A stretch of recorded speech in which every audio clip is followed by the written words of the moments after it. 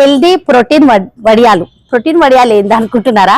ఏం లేదు, అన్ని 3 రకాల పప్పులు, శనగపప్పు, మినపప్పు, పెసరపప్పు వేసి మంచిగా నువ్వులు, కాల్షియం నువ్వుల్లో ఉంటుంది.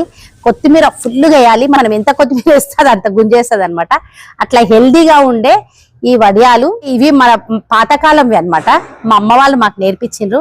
నేను నెక్స్ట్ జనరేషన్ లో అందరూ మర్చిపోతున్నారు కదా ఇట్లాంటివని మా అమ్మని అడిగి కనుక్కున్నా ఎట్లా చేయాలనేది. చెప్పింది మొత్తం కూడా. వీటిని పప్పుల వడియాలని పిలుస్తాం మేము.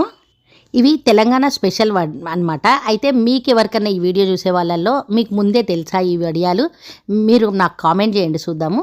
ఇప్పుడు పిల్లలందరికీ కూడా చిప్స్, కుర్కురేలు ఇస్తున్నారు కదా అన్నంకి తినడానికి అంచుకి. మాకైతే మా అమ్మ వాళ్ళు ఇవే ఇస్తుండే. మెయిన్గా అయితే నాకు పప్పు అంటే ఇష్టం ఉండదు. చిన్నప్పటి నుంచి కూడా పప్పు తినను, ఎక్కువ ఇష్టం ఉండదు. అన్ని ఇట్లా కూరలే ఎక్కువ తింటా అనమాట. అయితే మా అమ్మ మాకు ఇవి ఇస్తే ప్రోటీన్ వస్తుంది మనకి పప్పుల వల్ల. కాబట్టి మాకు ఇట్లాంటి వడియాలు పెడుతుండే. ఎక్కడ కూడా బయట ఫుడ్ అనేది చాలా తక్కువ అనమాట. ఇంకా ఈ వడియాలలో ఎక్కువ పప్పులతో పాటు కొత్తిమీర ఎక్కువగా వేసుకుంటాము, నువ్వులు ఎక్కువగా వేసుకుంటాము. ఇవి మెయిన్గా పర్ఫెక్ట్ కొలతలతో తీసుకోవాలి. ప్లస్ వేయించుకోవడం అనేది ఇంపార్టెంట్. గ్రైండ్ చేసుకోవడం కూడా మరీ పిండిలాగా చేయొద్దు, రవ్వలాగా చేసుకోవాలి.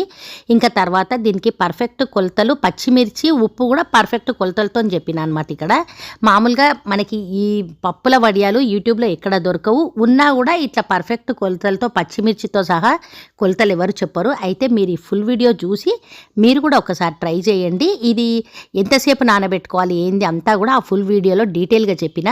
ఆ వీడియో చూడాలనుకుంటే మా ఛానల్ నేమ్ కింద ఫుల్ వీడియో ఉంది లింక్, అదొకసారి క్లిక్ చేసి ఫుల్ వీడియో చూసి మీరు కూడా ట్రై చేయండి. ఇట్లా చెయ్యికి అంటించుకోవాలి ఫస్ట్. అంటే కొంచెం నీళ్ళు ఇట్లా అంటించుకొని ఈ వడియాలని మరీ సన్నగా కూడా చేయొద్దు, మరీ లావుగా చేయొద్దు. సన్నగా చేస్తే విరిగిపోతాయి. ఇక్కడ చూస్తున్నారు కదా వీడియోలో, ఇట్లా ఉండాలి. పప్పులతో వడియాలు చేసుకోవడం పెద్ద పనేం కాదు. యాక్చువల్గా వేరే వడియాలు ఏవి చేయాలన్నా కూడా ఏమవుతుందంటే పొద్దున్న లేసి ఉడకబెట్టాలి, అట్లాంటి పని ఉంటుంది. ఇది మనకు పొద్దున్న లేసి పని ఉండదు. రాత్రే ముందు రోజే అన్ని చేసేసుకోవాలి. ఇది ముందు రోజు మనం చపాతీ పిండి ఎట్లా తడుపుకుంటాం అట్లా, కాకపోతే వేయించుకొని గ్రైండ్ చేసుకోవాలి. అది ఎట్లా చేసుకోవాలి ఏంది మొత్తం కూడా మన ఛానల్లో ఉంది, చూడండి. అట్లా ఇట్లాంటి వడియాలు మన పాతకాలం స్టైల్వి మా అమ్మ చూపించింది. నేను ఇప్పుడు నెక్స్ట్ జనరేషన్ వాళ్ళకి కూడా చూపిస్తున్నా. ట్రై చేయండి, అందరూ కూడా హెల్దీగా ఉండండి.